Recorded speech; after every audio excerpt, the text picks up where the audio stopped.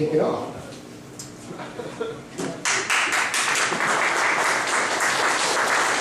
Thank you, and thanks to my sponsors, and my sponsor for the last 31 years has been NLM, and in particular the Disaster Information Management Resource Center was the support for this particular project since I've been retired.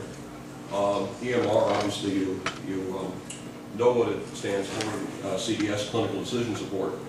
PTS is post-traumatic stress, and note that I do not put the D there because I consider that at least some degree of this is a normal response to an abnormal situation.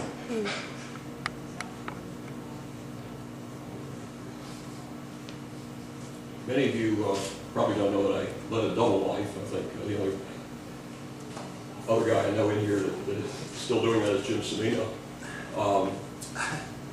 We do primary care, and this is kind of the bad news part of it, that we have roughly 10 minutes for each patient visit. We do know that out of those folks who, you know, retrospectively, when you look at folks who committed suicide, 1/3 of them have seen a primary care physician in the preceding month, many in the week before the act. Now, I'm certainly not saying that everyone who has depression or post-traumatic stress disorder commits suicide, thank God. But there have been surveys done, and unfortunately, the behavioral illnesses that we see tend not to get the screening that they deserve. And in fact, despite the fact that the U.S. Preventive Health Task Force has recommended screening of adults for depression and alcohol abuse, this is occurring in less than 2% of visits. This is the good news part of it, and I'm sure that you all know about that. So really the clinical decision support that I've been able to do so far is kind of like building a train before the tracks are done.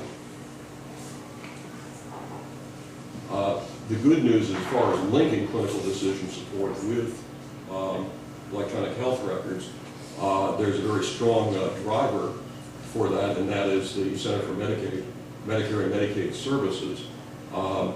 Individual physicians can get up to $60,000 over this next 5 years for incorporating EHRs into their practices. The military and the VA actually done a very good job, I think, of getting information out about post-traumatic stress for fairly obvious reasons. But even in the military and VA, there's no real linkage between the information that they're offering to tell practitioners how to handle this and the electronic health records.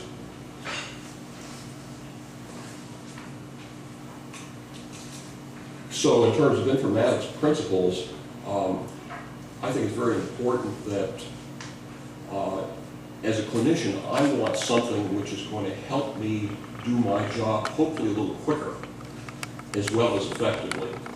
So what I like to do is to sort of leverage the clinical decision support on the things that a computer can do better than I can do, or at least quicker. One of them is to search the, and I'll kind of go through these in a little bit more detail, but not too much, we've only got 5 minutes here. Searching for risk factors, administer screening, record results, assist the clinician with some evidence to support the decisions that have to be made, and later on to support patient education, online treatment, specialty consultation. That's a little bit beyond what I've done so far. In terms of risk factors, I made sure that, first of all, I kind of reviewed the literature and found actually about 30 of these. I'm only showing a few. All of them are coded with ICD-9, which is the usual diagnostic code that's been used by physicians and hospitals for many, many years. The Unified Medical Language System concept unique identifier will help if we're able to take this to the point of natural language processing of the text, and Medline PMID to link to the relevant literature. So here's an example of the recommended screen. Unfortunately, this is fairly easy because I went primarily by the VA-DoD clinical practice guideline, which is appropriate for both civilian and military settings. The so-called PC-PTSD, I won't read that through. And this, I won't read through because I can't even see it either. But the point is that what I've done here is on the portions of the decisions which are,